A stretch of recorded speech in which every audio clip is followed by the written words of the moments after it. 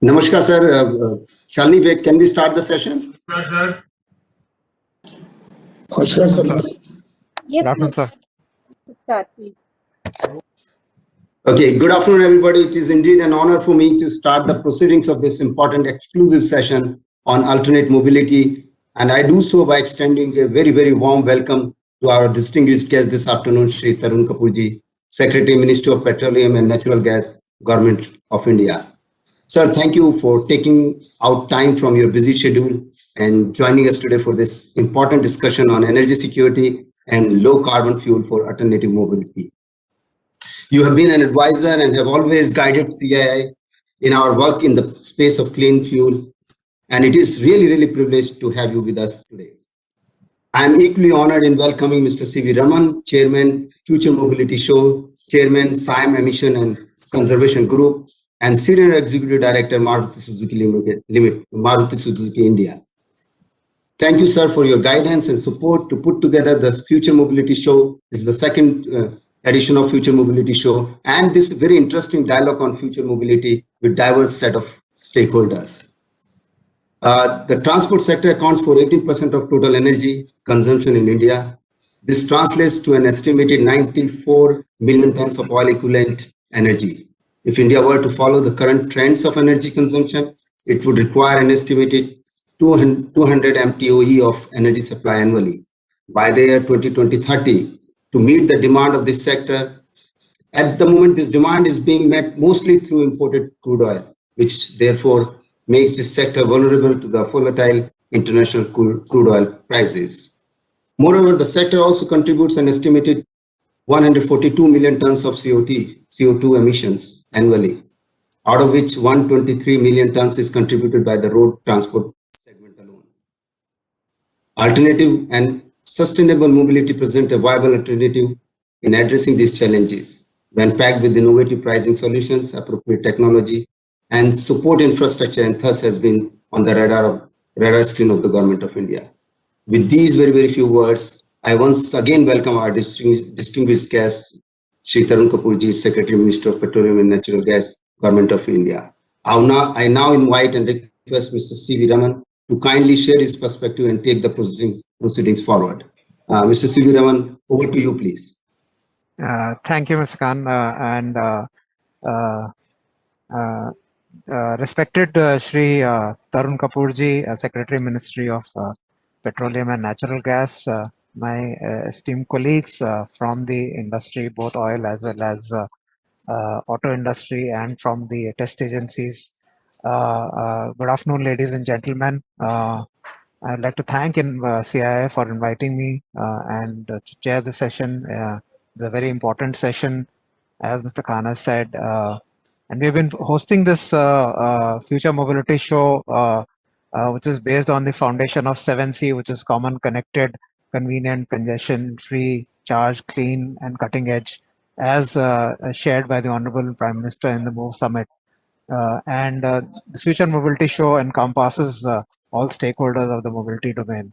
The session today is built on alternate energy theme, leveraging on the local energy sources, and to fuel the, to achieve energy security. I personally think it is very apt theme, and we as industry as well as government are at the crossroads to choose our next steps for self-reliance.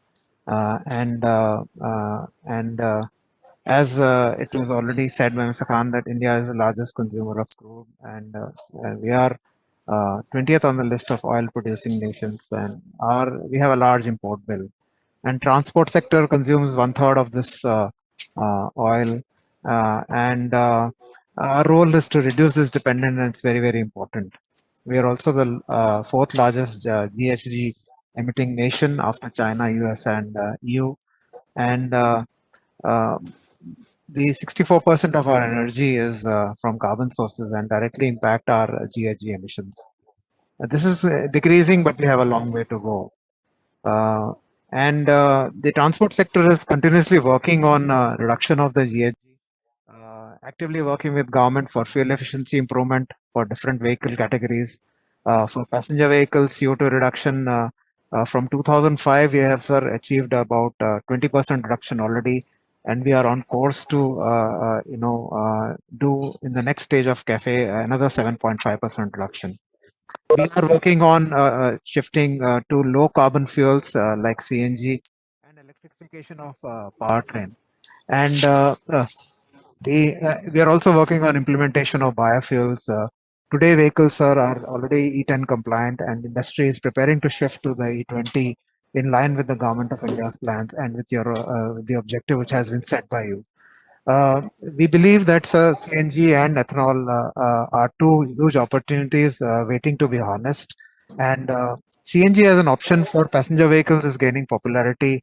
Today, we see a penetration of almost 30% in some of our models. As stated by the government, there is a push to increase the CNG stations to 10,000 by the end of the decade. And we believe that with the spread of this gas infrastructure, the CNG and with the availability of CNG, we will have a large reduction as far as the crude oil import is concerned, and also the emissions as far as the CO2 is concerned, sir, is about 20% lower.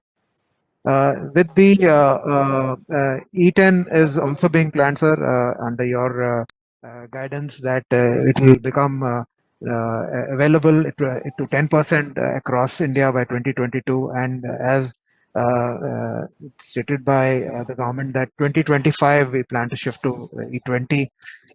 We need to carefully plan for this transition, and we as auto industry are willing to work on this and take this forward. So carbon neutral fuels like ethanol or carbon negative fuels which are produced from waste will help the GHG from the transport sector. And with this transition, we believe there is also going to be a reduction in the crude oil. Uh, and waste to fuel potential in India is huge, and it is expected that we can save a substantial amount of fuel if we are moving to this.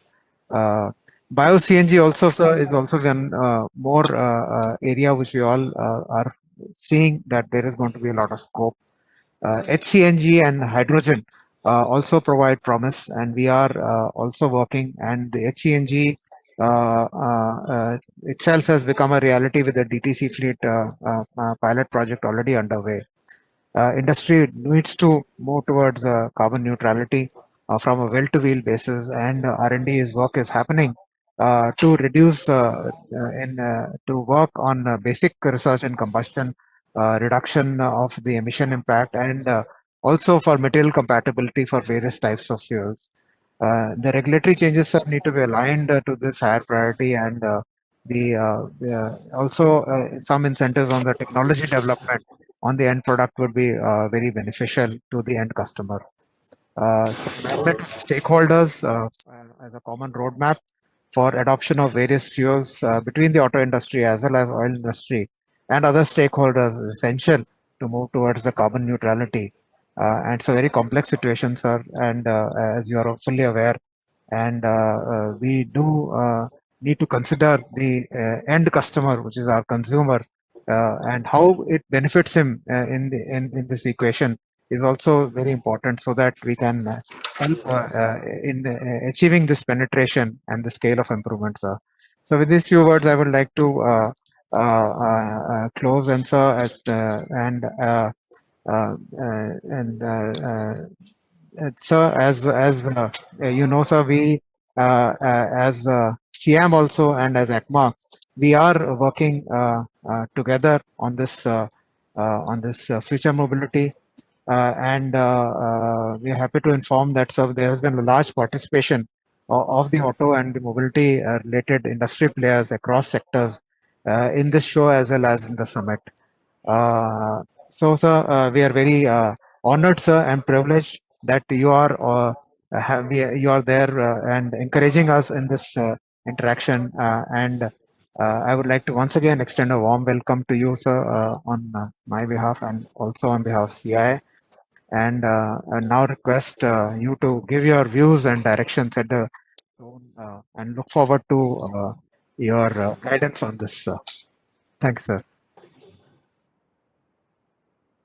Good afternoon to all the participants, and it's very nice that this discussion has been organized, part of Future Mobility Show 2021, and the topic chosen is alternate mobility.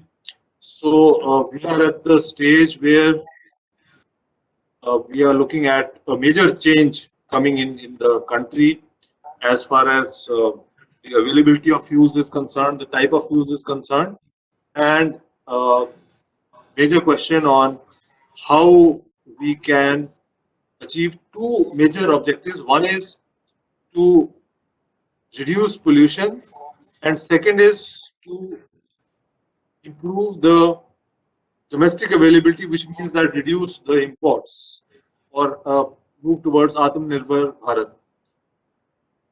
And on these two objectives, everyone has to play a role. It's not that it's just us, but the stakeholders are almost the entire country, because everyone is responsible for these two ultimate objectives. The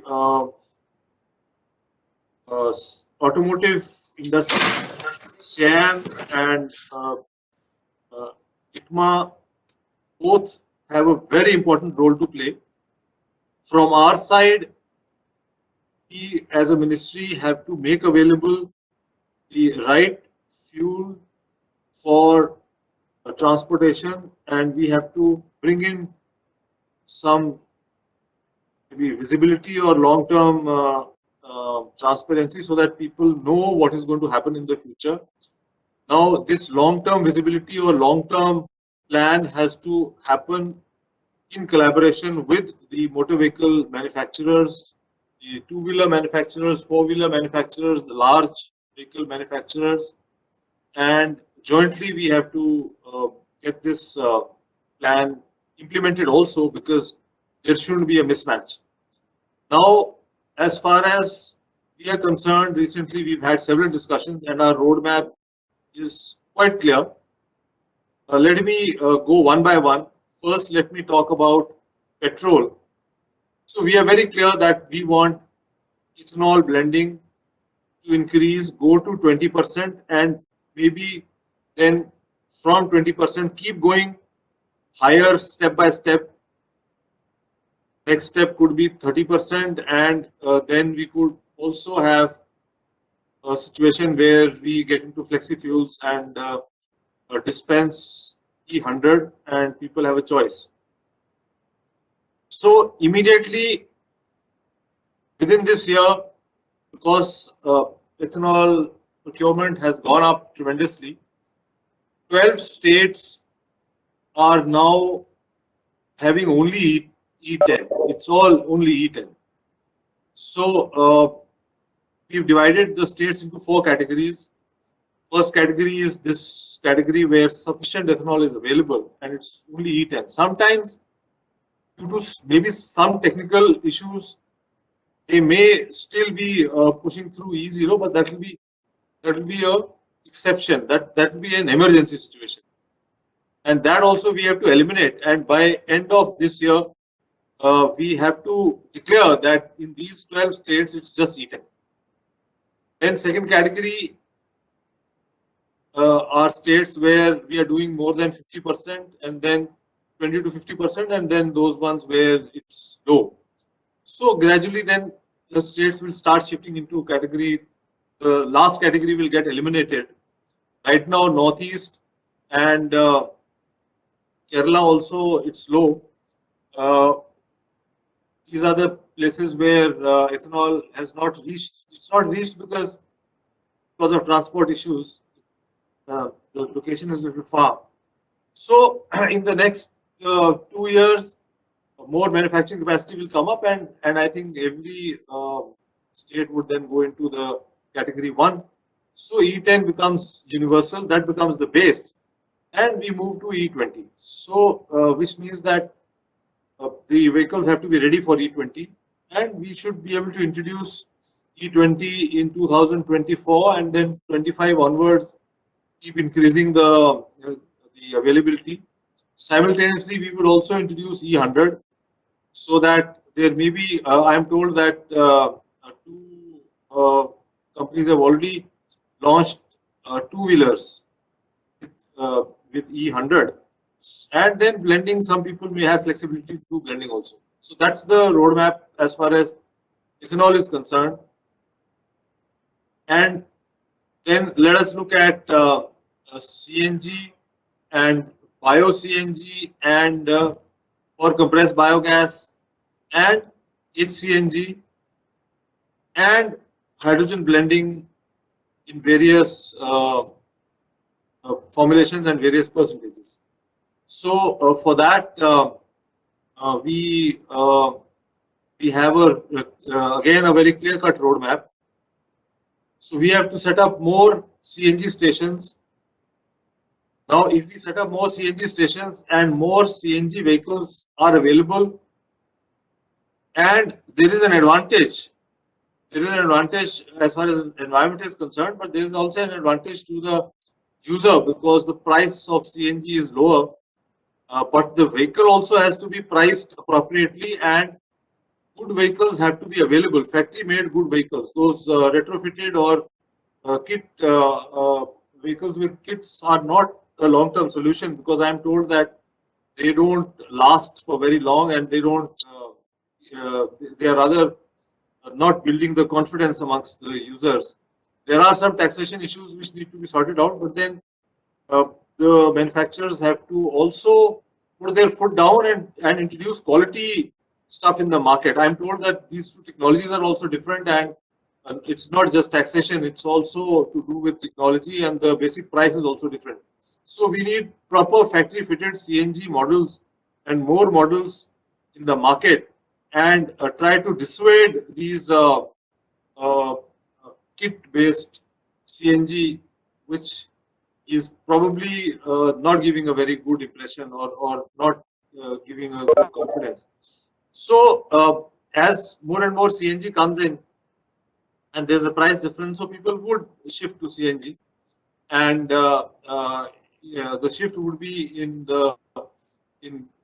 goods, carrying goods in bigger vehicles, passenger vehicles or public transport, and also in four-wheelers, and then all full range. And simultaneously, while one experiment on HCNG has been successful, so we have to see whether we will do some more pilots on HCNG and also introduce green hydrogen again for blending purposes, and then we move forward, and there could be so many permutations, combinations to improve the quality of CNG or blend with certain other things so that the emission levels in CNG go down further. So there will be tremendous scope for improvement, and uh, we will keep experimenting, and then we will keep introducing on a larger scale. As our pipe network comes up all over the country, it will become so easy to experiment with different formulations of CNG and also to introduce better or even try out different pilots. So, and then bio CNG as compressed biogas, we have to set up 5,000 plants, so more biogas gets available. It's also methane, so some amount of blending and some pure bio CNG sales will also take place. So the penetration of CNG based vehicles would go up, and then LNG for long distance and also for some niche areas like mining. So that also has to be pushed in a big way, and that change is also certainly going to happen because it is so easy. You can't avoid it now because uh, it is even easier than dealing with CNG because so easy to transport, and availability of LNG would improve, at least on highways in the next maybe 1 or 2 years. I think all over major highways LNG would be available, and it would give a price advantage, so automatically people would shift. But then again, good factory manufactured vehicles should be available, otherwise people tend to do that jugaadbazi, and then we end up proving that this is something bad and earning a bad name for the entire industry. So then On methanol, experiments would be there, but last time I had a discussion with Sam, and they said that you should not keep it as a focus fuel and let more R&D or research happen, and then we will see how to take that forward. And biodiesel also, though we allow biodiesel sale for blending purposes, even private sector can, with the permission from state government, do it. But then there have been instances where some imports have taken place and spurious biodiesel has gone in the market. So we have to be careful on that. But biodiesel for blending uh, has to happen in a big way. Right now, availability is not there. So therefore, that blending percentage is low. But then we are looking at various other alternatives so that on the diesel side also, we try to introduce some biofuels.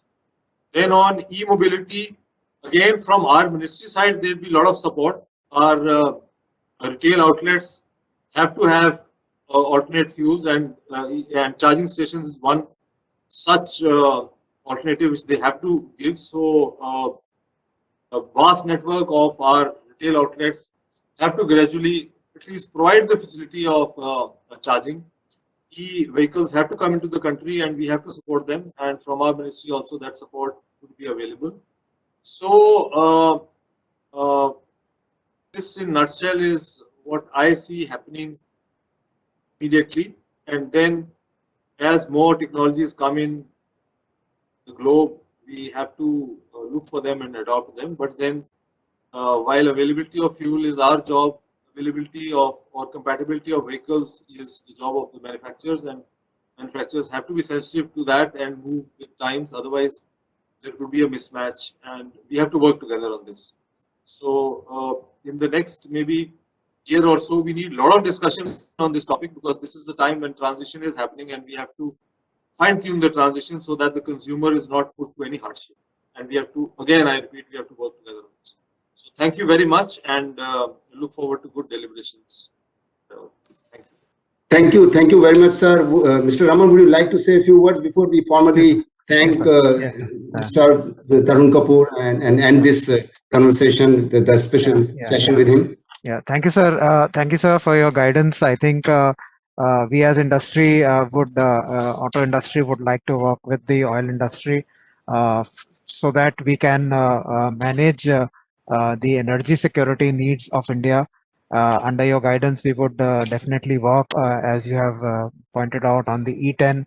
Already our vehicles are compatible. E20, we will work as we had said in the meeting that 2024-25 period, we will align all other regulations. We would request the government to align all other regulations also, so that we can have one development for the E20 as well as other regulations which are there. And also, sir, industry, sir, as rightly pointed out by you, is all for factory fit CNG and doing work on that scale, and increase the penetration, sir. And we are encouraged with the increase in the CNG stations, and as those numbers increase, the consumer confidence also comes, sir, where the long waits, if they are reduced, then the CNG penetration would definitely increase. And we assure you, sir, that the industry will bring in more models into the realm of the CNG.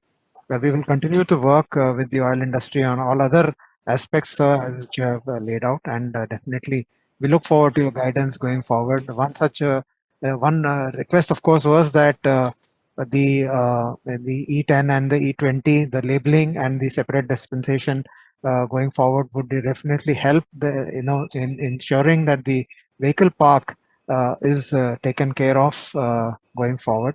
And we will continue to work together, sir. And thank you, sir, for your presence and for your encouragement and your guidance, sir. Thank you so much, sir. And from CII, of course, we'll engage with you. We have done a report recently on ethanol, and I'll share with you. And we fully agree with you, the roadmap which you just presented, and the whole idea of every stakeholder kind of getting engaged and have a discussion, so that this transition period and then the policy framework, the regulatory framework is is actually taking this whole thing forward. So we would be very happy, sir, come to you with SIAM and the ECMA, and look forward to working with you, sir. Thank you so much, sir. Thank you, sir. Okay, thanks. This is a wonderful special session, and we had the privilege of having Mr. Tarun Kapoor and his perspective on the roadmap on this very important topic. We'll now have a we'll have a panel discussion which will be moderated by Mr. D.K. Malhotra, Director General of FIPI. May I now hand it over to Mr. Malhotra to take the proceedings forward? Over to you, sir. Thank you very much. I think we had a wonderful session with the Secretary of Petroleum and Natural Gas, Shri Tarun Kapoorji. Can you hear me? Am I audible? Yes, we can hear you. Okay, fine. So this, I must compliment Shyam and ECMA CIA that for putting this session together. I think it is a very important topic which you have chosen for this session, which is on alternate mobility. Because as Secretary said that we have a basket of options which are now being offered, and the driving forces for these have been the local pollution to start with. In our cities, we have pollution which has to be controlled. The health issue of the people of the country is a very important factor for all of us, which has been forcing us to make changes in the fuel quality, emission standards, so on and so forth. And then during last 1 year, particularly during the pandemic, all of us have seen the clear skies, blue skies. People have been talking that the CO2 emissions are quite low during the lockdown period, and that is where you need 1.5 degree maximum increase in the global temperature.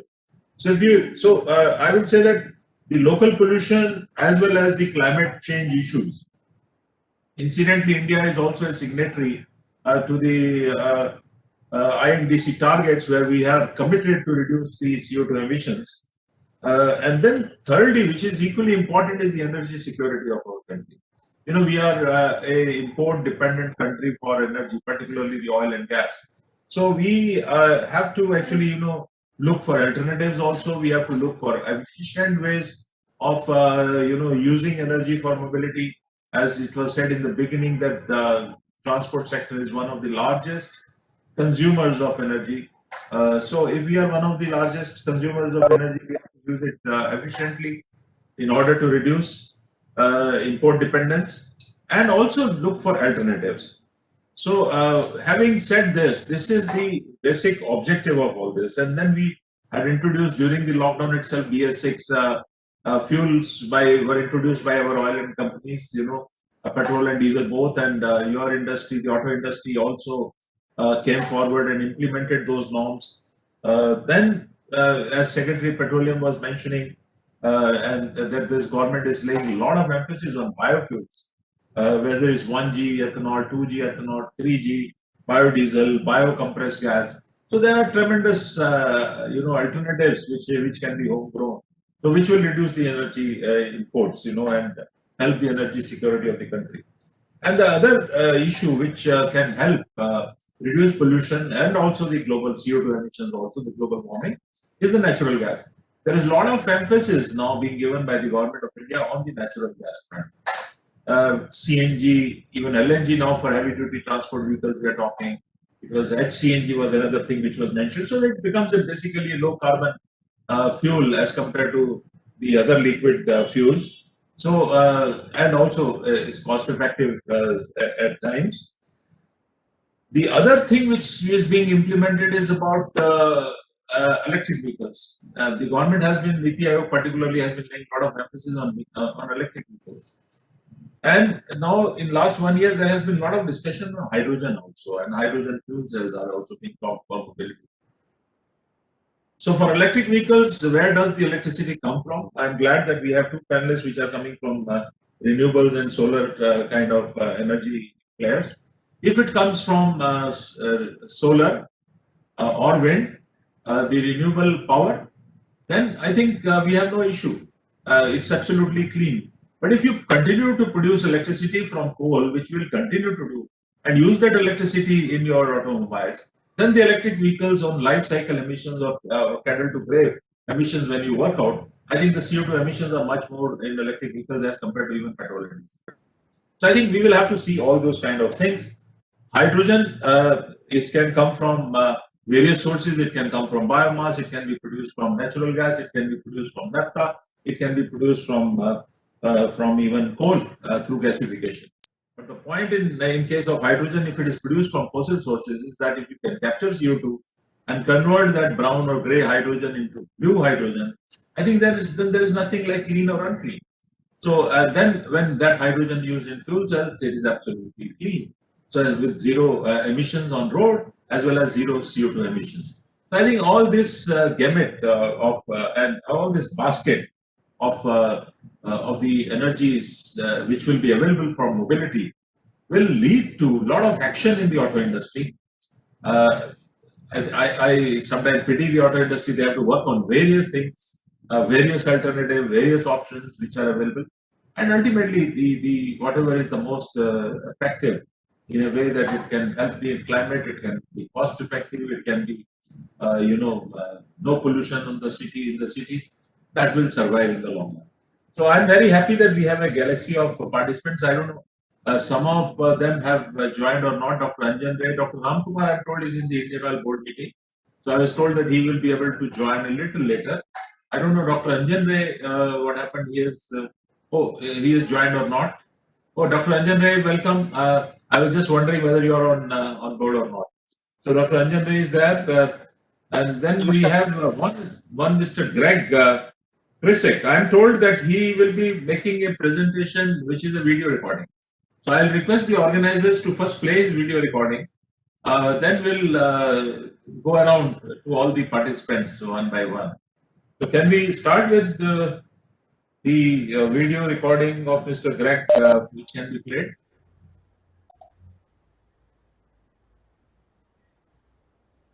Are the organizers listening? Yes, okay, great. Hello, I am Greg Krisick, CEO of Kansas Corn, and on behalf of our cooperator, U.S. Grains Council, it's my privilege to be part of your conference today for ethanol as part of the mobility for transportation fuels in India.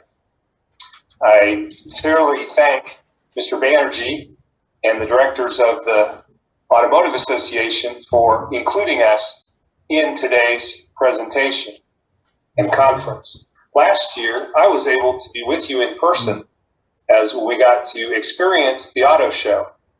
Obviously, the pandemic has created other plans and other ways to have our conference this year. So it's my pleasure to be part of the panel, and I look forward to seeing you in person when we're able to return to those activities. On behalf of the U.S. Grains Council and corn growers across the United States, especially those in Kansas, the state of Kansas where I work, we want to share and show the commitment from the U.S. government, both then, back 15 years ago, for what has created one of the greatest success stories for corn markets in the United States, and that's the use of ethanol in our liquid fuels, to today, when our new administration has indicated, and so truly, that ethanol and biofuels can play a significant role in lower carbon fuels as we all work to lower our carbon footprint across the USA and the world. Ethanol in the United States and alternative fuels in the United States are playing a big part of our lower carbon efforts. The information on the slide does reflect the growth of electric vehicles in the United States, and you'll see sharp increases in the amount of those electric vehicles. But I'd like to point out here on the next slide that when you look at overall light-duty vehicles in the United States, the electric vehicle portion is still a very small percentage of the overall total. The internal combustion engine using liquid fuels And for us, that's a mixture of gasoline and ethanol in light-duty vehicles, will remain a large portion of our transportation fuel mix as we go into the next 30 years. And that gasoline fuel sector consumption will remain substantial as we go through this period of time. But there are opportunities to lower the carbon footprint with ethanol. Ethanol has several incredibly positive attributes that help in the internal combustion engine. Here are some of those points. Ethanol use is now global. I have a little bit more info about that. There are a variety of ethanol blends that work in the engines of the internal combustion engine. I believe, and in the United States, our experience is the ethanol supply chain can be very stable, can grow, and wants to grow larger, and is very adequate today for growth around the world. And we'll talk a little bit about some chemical characteristics of ethanol blends, which are positive for reducing pollution, especially air pollution, and helping with that carbon intensity, along with ethanol and how it compares to other oxygenants. And finally, as we move towards more of a global fuel standards and specifications, ethanol can play a very important role. 71 countries around the world are using some blends of ethanol. The United States and Brazil are by far the largest consumers at this point, as well as the largest producers. In the United States, while our most common blend is E10, we also have flex fuel vehicles at E85, and we have growing use in some higher blends. E15, 15% ethanol being the primary one, but there is work being done with automakers' cooperation on more efficient engines, internal combustion engines, that would be able to use even higher blends, let's say E25 or 30. And it's an exciting time for us to be working on that. So here's some of the countries and what the variety of them use. 10% ethanol is by far the most common fuel in the world, with the largest markets being in US, China, in Europe, Australia. 5% ethanol is second most common, and between 5 and 10% blend. And I think you're gaining experience with that in India. And then there are greater than 20% blends. Brazil has a variety of blends over 20%. Philippines, who have a sugar industry, are working for that as well. And when we've been able to host some representatives from your industries and your government from India, we've been able to do that in conjunction with some Filipino groups that are also looking at the 20% as a viable option in their transportation fuel sector. You may have questions about the availability, for example, from the United States of ethanol for import, as we are the largest producer in the world.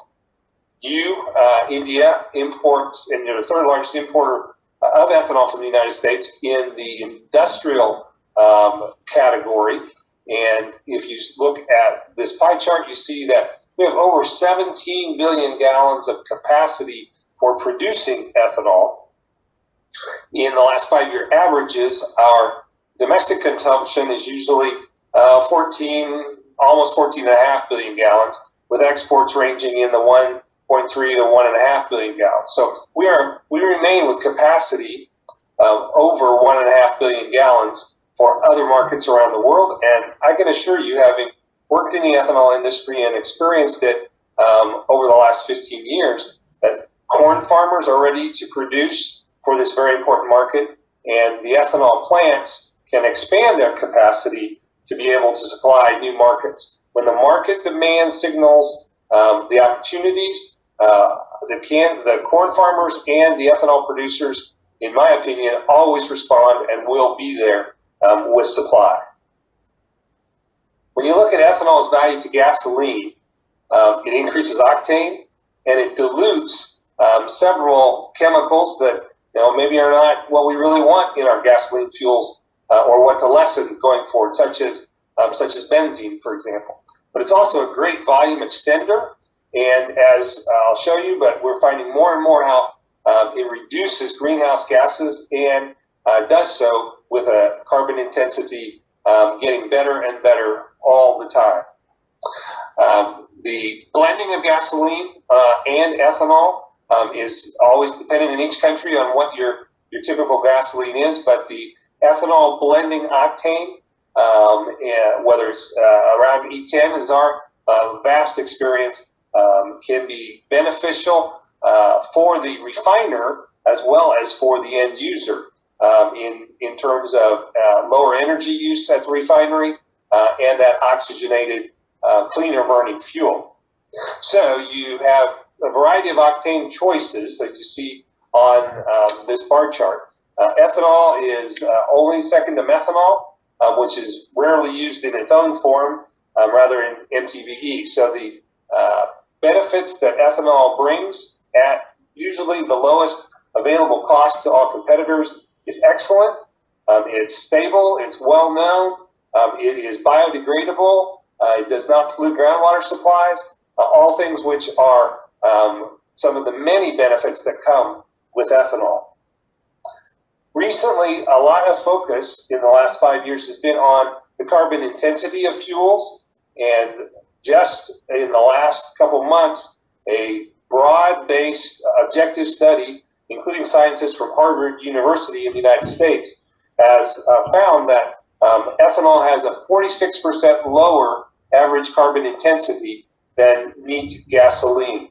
So the entire world is looking at how to address climate change and reduce carbon intensity from a variety of energy sources, both for transportation and for other energy needs. Ethanol in that liquid transportation light duty sector is, we think, the greatest opportunity to reduce carbon use over this period of time, over the next 30 years with those engines.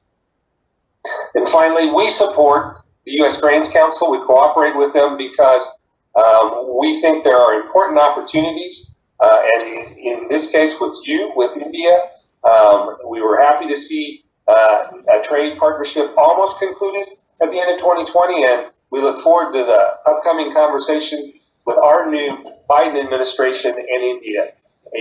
Over $10 billion bilateral trade can be created with India, including ethanol, and one of its co-products, distillers' grains. That would be a win-win strong partnership for both countries. I appreciate the opportunity to present to you today. My colleagues from the U.S. Grains Council are participating, Alejandra and Amit, and all of us will be ready and available to answer questions at the appropriate time. Thank you very much. So thank you, Mr. Greg. I don't know whether he's not listening because it's a video recording. So now I think we are on the subject of ethanol and biofuels, etc., because he very rightly presented the picture of ethanol from corn. While it can be produced from various sources, the biofuels, the government of India also allows not only from sugarcane or molasses or sugarcane juice, but also from various kind of grains. Dr. Anjan Ray, can I request you, because you have done a lot of work as an institute on aviation biofuel at your place, and being the Indian Institute of Petroleum and your background on technology, which is excellent. I think what are your plans on working further on the biofuel side besides the aviation fuel? For transportation side fuels, like reduction of cost of ethanol from various sources, whether you are developing some technologies or whether you are working on any other bio compressed gas, etc. From waste to energy, you have been doing a lot of work, I know that. So, Dr. Anjan, I would like to hear your viewpoint on this. Thank you, Chairman, sir. I hope the sound is clear. Yes. Thank you for your initial remarks. And I think following on from what we just heard from Mr. Greg, my belief is that fuel technology must go hand in hand with automotive technology. So the three things that I would like to stress on are, first, that ethanol should be encouraged through alternate cultivation as well. We have 40 million hectares of monocropped irrigated land in India. That 40 million hectares is not currently being driven into the supply chain through a demand side push. So if the demand side were to pull crops like sweet sorghum, crops like tapioca, etc., which we have seen in other parts of the world, we could bring a lot more farmers and a lot more acreage under this. By staying only with sugarcane, we are kind of doing ethanol a disservice. And even corn, even though it is edible today and therefore needs an adaptation in policy, does offer possibilities. The second issue is that with almost all the 1G plants as well as the new 2G plants, the cost structure of production needs closer examination. People who have been running it for many years have optimized it up to a point, but we see many opportunities to improve the cost structure of ethanol through interventions in energy efficiency, pinch analysis, utilization of waste sugar streams. So just to give you an example, India is one of the largest consumers of sweets in the world on a per capita basis. If you were simply to look at how much of mithai juice, mithai syrup is thrown every day, or other sweet products like fruit processing, all of those can be brought into 1G plants and the ethanol pool can be boosted. We believe that is an area that has not been in the on the radar, and we're very happy to partner with anybody who'd like to look at that. Similarly, we are very happy to look at ways, we are seeing some very interesting opportunities to increase value of 1G ethanol plants by producing some downstream chemicals that will reduce ethanol production marginally, but increase the viability of the plant significantly. So that's the second area. And the third is with 2G ethanol plants, the main byproducts, the lignin, the hemicellulose, the silica, value addition adds a lot of possibility. The next thing that we have been working on is in biodiesel, is to decentralize biodiesel production into villages. We are pleased to say we can now make it viable at a production scale of 1 barrel per day, using our own proprietary technology that uses no electricity for production. So it is simply mixed by hand and allowed to settle very low cost, very low labor production for biodiesel that we believe can be decentralized across India, and will both improve biodiesel availability as well as captive biodiesel use for off-road applications, which will reduce the pressure on diesel demand for high quality automotive applications. The third area, which is where we have seen enormous progress in the last few years from people like ARAI and from IOCL, is in bio-PNG rather than bio-CNG, making natural gas, quality biogas, which is pipeline compatible, so that you have decentralized biogas plants, which then feed pipeline quality natural gas into the pipelines with appropriate safeguards, and you reduce the cost of compression in the value chain. You only compress at the headers where you need to dispense, instead of trying to compress and move cylinders around. So I will leave it at that for the moment. I'm sure other points will come up. But essentially, my thinking is around decentralization, lower carbon footprint, and more production of biofuels with local carbon atoms. With that, I hand it back to the chair for the next speaker. Thank you, Dr. Anjan. I think fantastic ideas you have. You always, come up with something new. Of course, the value addition in ethanol plants is one option of reducing the cost of, ethanol production. A decentralized energy production, decentralized biodiesel or biopiped gas. I think this is a great idea which you have thrown open, because we can have decentralized way. We can have biogas plants, which and you can, if you can have technology which can produce the natural gas quality, gas, and you can blend it along with the natural gas pipeline. I think that would be great. So I think we'll come back to you later on if time permits, and if there are any other questions which the audience has for you. Now let me move to Mr. Nirmal Mindaji. He's an old acquaintance and a very long, person working passionately on the CNG side, you know, whether it was CNG kits or whether no, he's of course he's a very large player. So Mindaji, we would like to learn from you how you know you see this market of natural gas growing with a lot of PNGRB, Petroleum Natural Gas Regulatory Board, having given licenses, more GAs. It's going to be a revolution inside of in the gas for mobility.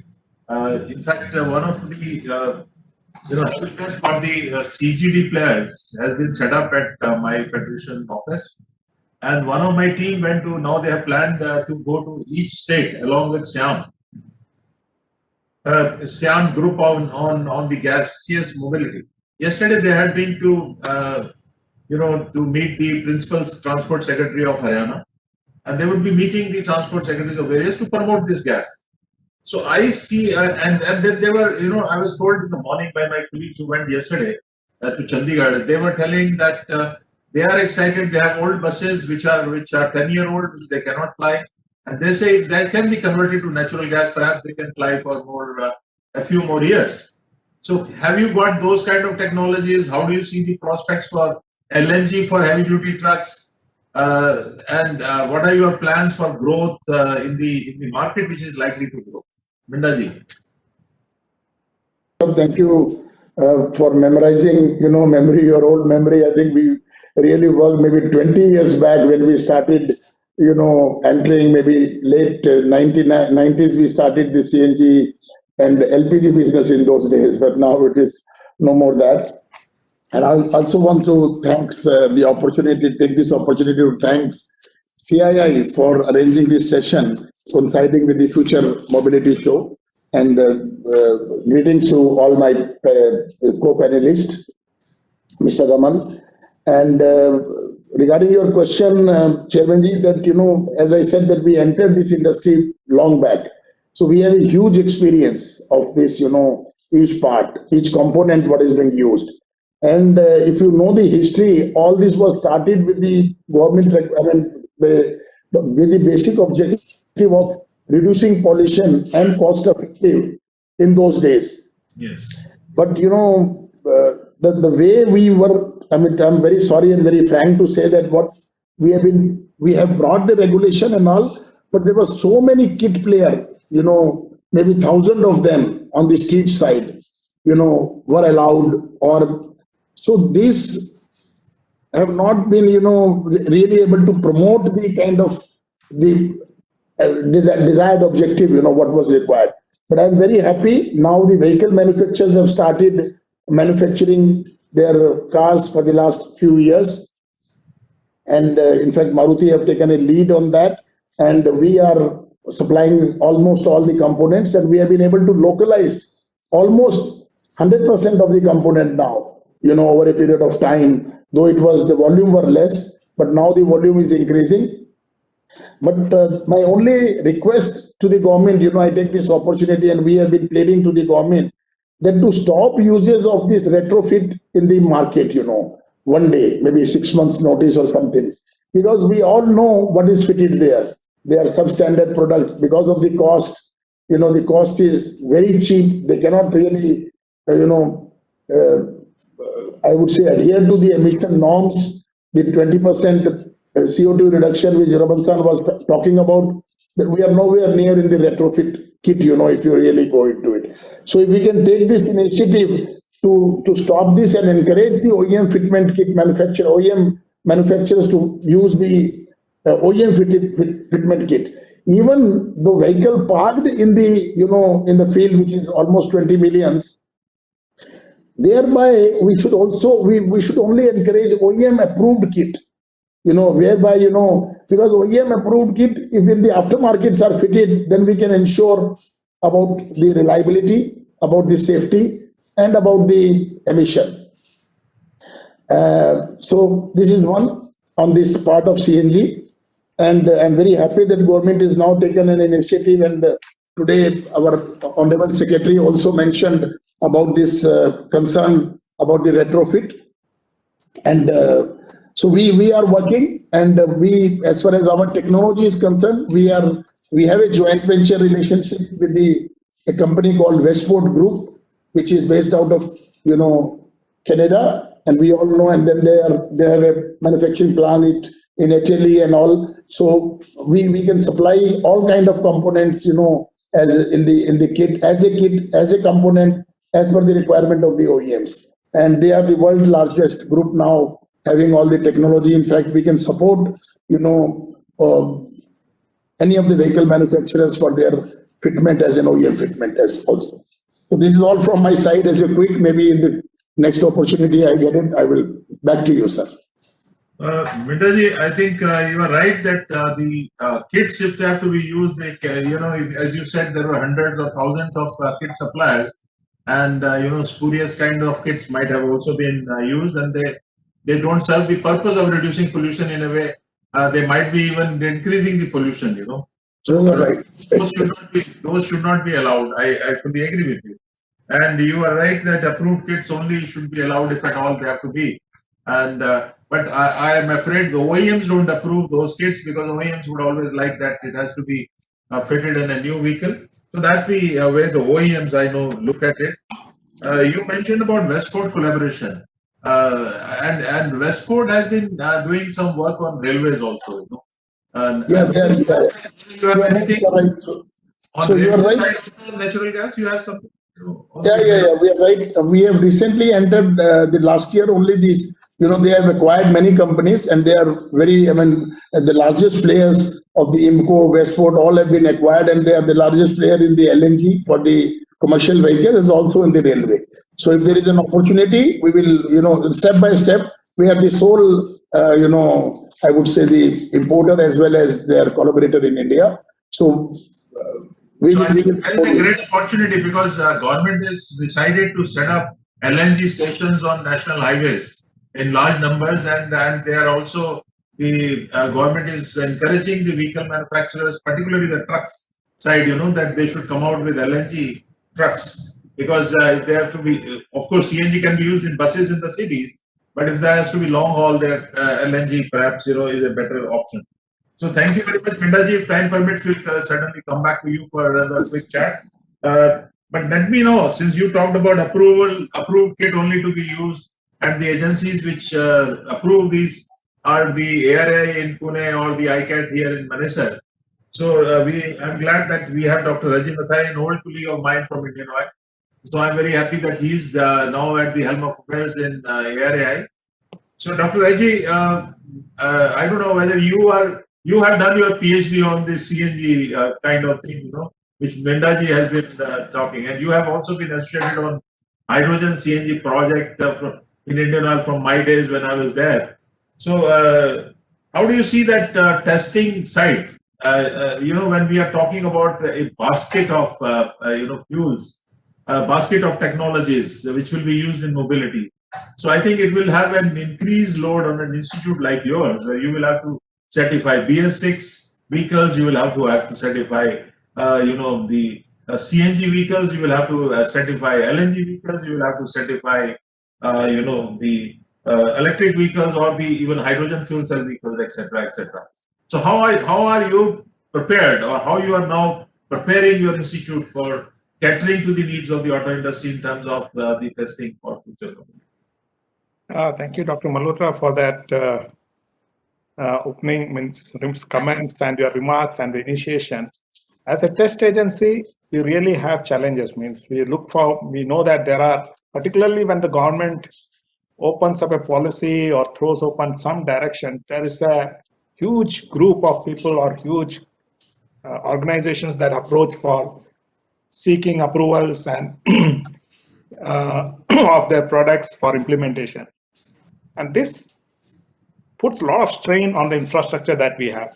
We have to be ready with, it starts with basically the formulating the regulatory mechanism to be put in place. And that exercise itself takes substantial time, the exercises with the stakeholders. And once that is in place, when the regulation comes into place or a fuel is announced, it brings in stress, as you clearly mentioned. A lot of load comes on, sir, and then the infrastructure is under stress. we may not be able to cater at a time to many of them. And this has been a challenge many a times. And we really, as Mr. Minda was also indicating slightly on many players bringing out the kits.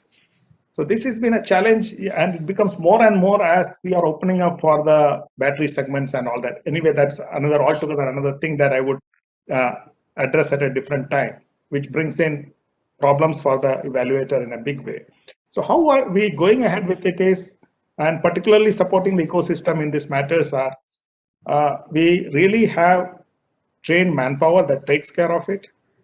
We have people, we are equipping people along with it through various programs, not only our own teams, but also the industry teams as and when through our proficiency improvement programs and all that. And then there is this ecosystem that, as I mentioned, that there are various people that approach as we provide them guidelines. Means because many of them don't understand the regulatory requirement. They just think that, okay, this like this, bring the thing and kit. So we do a lot of handholding in that. We provide a lot of support in trying to build that case. And one thing you were also mentioning about with Minda was regarding the conversion of existing vehicles. So many states like Kerala and all have already brought out the tender for the buses to be converted to CNG and LNG. And again, ARI is being a partner for them, trying to make them understand what are the involvements, what are the regulatory requirements there, and how the conversion has to take place. And in all these things, the primary goal being, yes, introduction of the alternatives and bringing down the CO2 emissions. So that brings to that also, I want to just add one more point into this, as we are putting in a lot of efforts, bringing in E20 into the system now. And in all these cases, there is one aspect we may need further. This thing is that, again, a study on the source apportionment, how this is going to impact, so that are we on the correct track, going into the right track, or do we need to address some other issues also to bring about the changes that we are implementing? Because we are investing a lot. The industry is putting in a lot of efforts, both automotive and the oil industry. So I think whether it is going to bring about the right changes, we need to also measure that. That's my comments as of now, sir. So, Dr. Reddy, you talked about source apportionment. I'm glad you talked about it, because many times, we long back, when Mr. Bunwat was in your chair and I was there in Indian Oil, and we had started some of the program on source apportionment along with the Central Pollution Control Board, and we came to the conclusion that automotive is not the major, is one of the major source, but not that what people say that all pollution is caused by automobiles. That's not a fact, which you know very well. And now with this BS6 and natural gas coming in, and so many options available, I think you are right that now we need to even do more systematic study of emission factors, which possibly your institute is well positioned to do it. Exactly. That what is the emission contribution with the population of vehicles you have from different alternatives, and what kind of emission benefits or pollution load is being pumped into the atmosphere. That's one. Second, with these options of electric vehicles and hydrogen fuel cells and so many things appearing on scene, don't you think that there is a need for carrying out the greenhouse gas emissions also, assessment of the CO2 coming out from right from the cradle to grave kind of studies, which I've been telling various people, I think this is one thing which is needed, because if you produce electricity from coal and use it in your electric vehicles, I think you are in a worse scenario than petrol. So I don't know, policymakers need to be given those kind of inputs. So I'm not against electric vehicles at all. Please, the audience may not misunderstand me.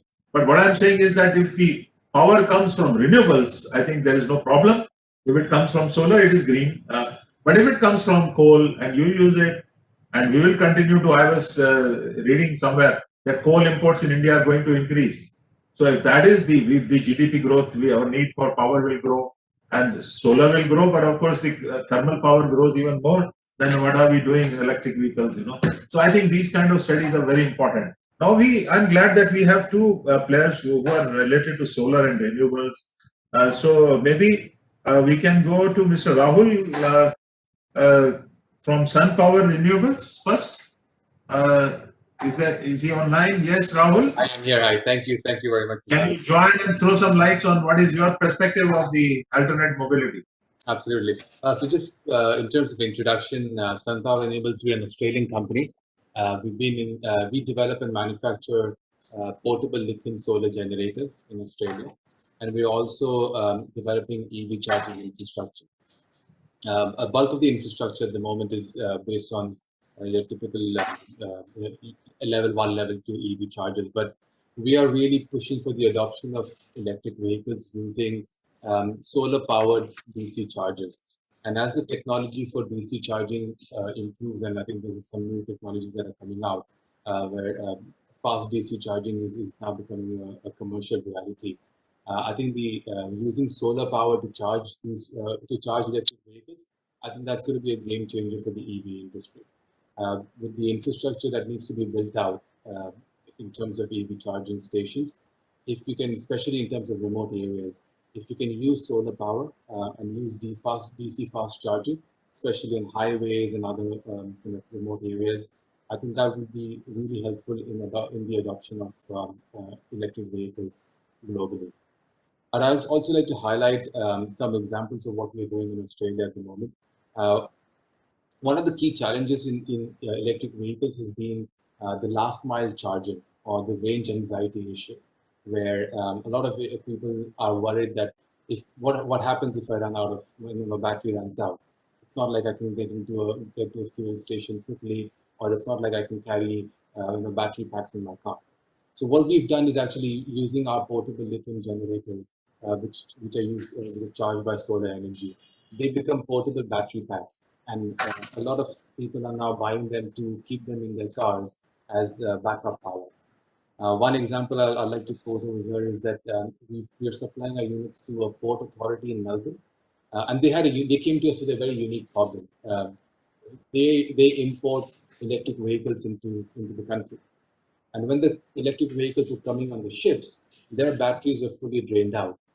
So there was no way for them to take the electric vehicles down from the ship onto the port.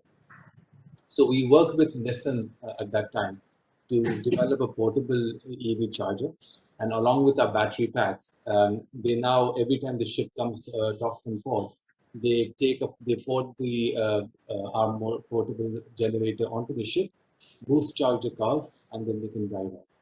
So it's become, these kind of infrastructure developments are going to be critical in increasing the adoption of electric vehicles in the countries. I'd also like to touch base a little bit on hydrogen, and we see a very strong potential for hydrogen as a fuel, especially green hydrogen, using harnessing solar power and other renewable sources. We are doing a project in Saudi Arabia, and Saudi Arabia is really harnessing or really pushing hard on the adoption of hydrogen. And it just goes to show that an oil-rich country also sees value in replacing oil with hydrogen. We're talking to a few dairy groups over there where they already have solar-powered dairy farms and other fleet vehicles. They're actually wanting to use their captive solar plants to convert that into hydrogen, set up a hydrogen refueling station, and replace their entire delivery fleet with hydrogen-powered fuel cells vehicles. So again, that's become a huge case study, and the portability of hydrogen and the storage capacity. One kilo of hydrogen holds 150 times more energy than 1 kilo of batteries. So, when you have issues like grid instability, where today a lot of solar plants, the power consumption varies. So there's a lot of curtailment within that sector, a lot of power wastage, where at the moment we're looking to replace that with or augment that with battery storage to avoid the solar being wasted. There's a huge opportunity to put hydrogen electrolyzers over there, to convert that into hydrogen and have refueling stations. Obviously, the vehicles and the fleets will need to change. But for the commercial delivery sector especially, I think it's a huge opportunity to move into hydrogen. So those are a few thoughts that we have and experiences that we are going through at the moment. Thanks, Rahul. I think you have made some valid points because hydrogen can be used as an energy carrier, and whenever you are having surplus solar electricity, you can store it in the form of hydrogen. And there are reversible kind of electrolyzers also available. Once you use that electricity to break up water into hydrogen and oxygen, and then use that hydrogen in the fuel cell kind of thing, reversible electrolyzer of fuel cell, and you get electricity on demand. So for balancing of power, even the wind power, the grid balancing is one factor where you have to feed your power into the grid. Hydrogen can be a very good option. So I'm glad, because I'm particularly a fan of pushing hydrogen economy in the country. So it was music to my ears. So thank you, Rahul. Thank you. And now we go to Mr. Abhishek Dabas from Amplus Solar. Is he there? Yes, sir. Yes, Abhishek. Yeah, can you hear me? Yeah. Yes, very clearly. So, yeah. So I agree with you, Dr. Malhotra, that if we are charging our EVs with with thermal energy, for that matter, we are actually only reducing tailpipe emissions, and we are throwing the pollution out of the city, which kind of solves one part, which is one part of the problem. It is not a comprehensive solution, and we are part of MPlus Solar. We are the brand name is Yellow. We are currently using electric vehicles to do last mile deliveries across NCR and Hyderabad. We just started, and with the aim to integrate into the whole overall clean energy platform that MPlus Solar already has. See, most of these e-commerce players are already our existing clients, where we have set up solar power plants on their rooftops, and we give them clean power. But what also happens is, they at times have a huge space, but they do not the warehouse itself does not have enough consumption unless it is a cold storage one. So you have a lot of surplus space available. Now, as the ecosystem grows, and as more and more, because the policy push is there, especially in certain state governments are also very proactively pushing electric vehicles. Delhi, for example. So you can actually use that surplus space, and it makes perfect financial sense. More so because on 31st of December there was this notification from the bigger plant sizes. You can only do gross metering and not do net metering. So there's excess space. There's a policy push towards EVs. There's a slight policy push against bigger size plants feeding into the grid, and the discoms having to pay a higher net off price for that. So overall, it will be good to see plants charging electric. So the whole ecosystem, at least on the last mile delivery space, will come to fruition wherever there is space available. Now, of course, there are places where these warehouses do not have any space for the rooftop, for which also the government has said they will explore, open access for smaller capacities. Right now, the open access is only for plants above 1 megawatt. But if for electric vehicles, they can provide the same for smaller sizes, or maybe on some other aggregate basis, then also we can be setting up plants outside the city, like Rahul also said, for obviously highways and all that intercity transportation would anyways be independent. But for the city-wise entire logistics, we could set up power plants outside the city and serve that need. So on another closing part, like, of course, even if you're not reducing, even if you're not reducing through solar or other clean sources and are forced to use thermal power, EVs also slightly make more sense when in congested areas, because they do not consume a lot of power where they are on idle state. The whole push that we spend a lot of fuel on the red lights, that also goes away. So that is also an efficiency that we can look forward to when using electric vehicles. Yeah. So thank you, Abhishek. I'm told Dr. Ramakumar, who is the one of the panelists with us, Director R&D of Indian Oil, is in the board meeting and the board meeting is still continuing. So I'm told that he is unable to join because of that. So we have about 5 minutes or so. So maybe one quick round with all the panelists who are present. Let me go back to Mr. Minda. Mindaji, if you can, you have any other thoughts about mobility, future mobility, anything beyond CNG? What do you think that how the Indian mobility sector will look like, and your thoughts on that? Quick thoughts. Sir, I think we are very positive. First of all, it is very encouraging by the government, to reduce import, and that is not only by the government; it is our responsibility as a nation.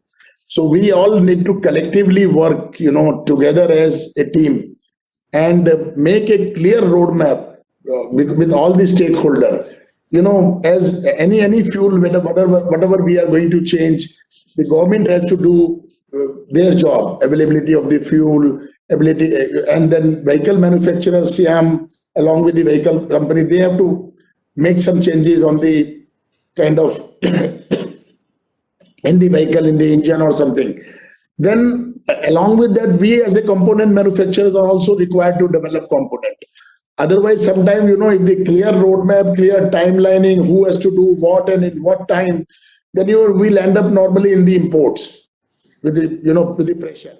So that is my only suggestion to the government, to have a clear roadmap, as our Honorable Secretary has mentioned also, but that the government roadmap must be shared and should be adopted by SIAM and ECMA as a body, and then we must launch so that we can do investment in time. Otherwise, sometimes, we'll end up in investing money, but there are no return on capital employed, no returns, and then we are waiting.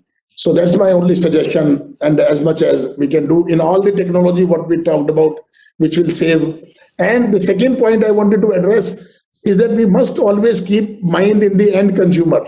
What is the cost benefit for him? Is it cost of acquisition is going to increase or is going to less with the changes, and the continuous cost, affordability of his pocket on a continuous basis. I think these are two quick input from my side, Mr. Malhotra.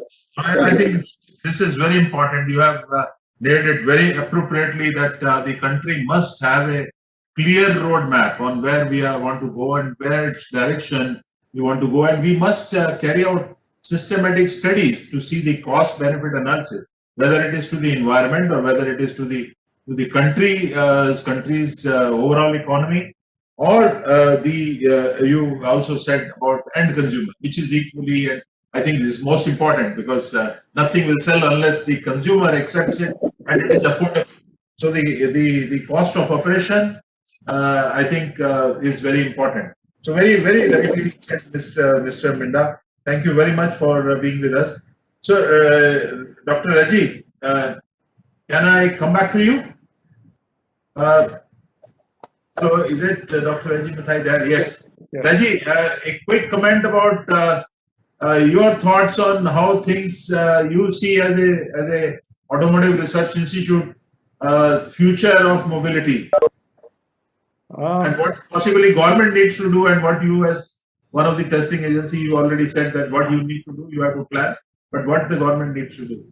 Yeah, I think what Mr. Minda was telling was the primary requirement, that the roadmap needs to be in place, and this needs to be tested sort of a thing. Now, particularly with the E20 coming in, the industries demand particularly that let the E10 be made on a assured level, on a continued basis. That gives them the leverage, or just gives them the confidence to move ahead and make that investment or make necessary changes to their vehicles for the E20 readiness. So that is one area I believe the confidence of, once that the roadmap is there, it is being implemented, is to be built in. Then the ecosystem can develop and come in a big way. And even as a testing agency, we need to sometimes scale up our infrastructure and put infrastructure in place for testing. And the same question as Mr. Minda was raising, will there be certifying happening or not happening? We are creating the infrastructure, will it be utilized? That challenge is always coming up before us also in many times. Oh, I do understand. One thing which just as a because you know that I am quite interested in the hydrogen economy. You know my interest in that area from the Indian Oil days. Can you tell me how soon you can, verify if some bus manufacturer comes with a fuel cell bus? How many months you will take to certify that bus? No, now the GSR for the fuel cell bus is in place, means the Gazette statutory requirement, regulatory requirement is in place. So previously this was not the case. Previously a special requirement had to be made, and then the whole mechanism had to be put in place, what inspection, how it is to be done. Now people themselves know that there is a regulatory document is available, they can start making things accordingly, and we can do it quite fast. Now things are very much in row, the system is in place. But the only one thing more I want to add to it is, particularly on the cylinder part, means now in India we don't have a cylinder certifying or cylinders who are developing, they don't have any place where it can be certified as of now, hydrogen cylinders and all. So we have a plan for that. So we are just looking for partners to try to put into place agency. We will be approaching PESO also, and I think we will be approaching others also to partner that, so that we are ready with a facility where developers can come in and bring indigenous solutions. I was told by Toyota friends that about 3 days back, the PESO, at least at last, we were pushing from our hydrogen association side also. They have certified that the fuel cell Mirai car can be used with the fuel tank which is fitted there with 250 bars. Although the tank has a capacity of going to higher bars, but they have allowed up to 250 bars. 350. Because possibly the facility which we had created at Indian Oil can fill up only up to 250 bars. So that has happened. So I think you rightly said that you need to work in tandem with the tank manufacturers and also with the PESO. So thank you, Raji, for sharing your thoughts, and wish you good luck in your new job. And I am sure that you will certainly take ARI, build up the ARI capabilities to cater to all these future mobility requirements. Thank you, sir. Thank you. Now we do not have Ramkumar still. Will Rahul, you would like to add something, Rahul, from Sun Power Renewables? Yeah, sure. Look, just in terms of closing remarks, the thing, there's a lot of key learnings to be had, right, from all over the world. We can't escape to the fact that the whole world is moving towards electric vehicles. At some time, the country will also need to improve its regulations and rules and other changes to improve the adoption in the country. Setting up the EV charging infrastructure is going to be fundamental to that change. It's always a chicken and an egg issue where you don't know which one comes first. And I think as more and more people are getting conscious about pollution, about going green, I think this is the right time to make those changes and use the learnings from other countries, especially European countries, and start making those changes. Okay, so thank you. Abhishek, would you have anything further to add to what you already said? Nothing really, sir. It's just that I think all of the world's biggest companies today are looking at going carbon neutral by 2040 or 2050, and even nations have this focus. So I think all alternate mobility, alternate fuels will come to the fore going forward. I think it's an exciting time to be working in the sector. You're rightly saying exciting times, but a difficult time also for the auto industry. That there are so many options, and they really get at times, confused on which direction to go. As Mr. Minda rightly said, unless there is a clear roadmap by the government, that this is what is, and then you have a clear estimate of what the consumer wants and what will it cost to the consumer. So I think, or maybe just, and what maybe just as a or maybe just as a food of thought, I like to add: what if there's no roadmap and let the market determine its destiny? Because certain things do keep stalling the industry. Yes, absolutely. So, for example, the FAME 2 guideline certifications will come to an end on March 31st, and they'll have to get renewed. Now, that renewal process will again stall the industry, the sales for some time. So that's there. Unless it is deemed approval, You rightly said in the absence of the roadmap. The market forces will decide what will succeed and what will not succeed. And as was said earlier, the end consumer, the consumer is the king, so he will decide what he wants and he will get it because there will be so many choices available to him. I think we had a wonderful session. And all of you, I must thank all of you for being with us. Did I go to Dr. Anjan Ray? You had something to add further, or I think.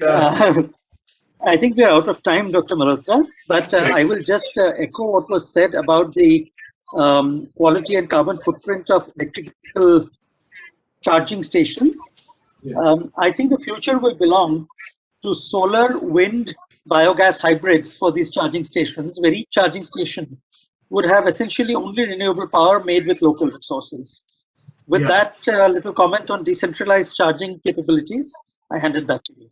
Yeah, I'm sure. Yes, you are very right. Decentralized way in the case of villages. I hope the sound was clear.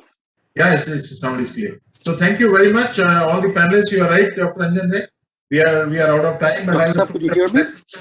Next session is to start at 2:45. So we were allowed to extend by about 5-10 minutes. I was told that. So that's why I was going on. Otherwise, I was also conscious that your time allocated was only up to 2:30. So thanks to all the panelists. I think we had a wonderful session. And at least I have enjoyed and learned quite a few new things from all of you. So thank you very much for being with us. And thanks to CII, Syam, for giving the opportunity for moderating this session, which was a learning session for me as well. So thank you so much. Thank you so much. Thanks, Mr. Mathais. So Thank look you. forward to catch you soon. Thank you. Sure, Mr. Minda. Thank you. Sure. Okay. Bye.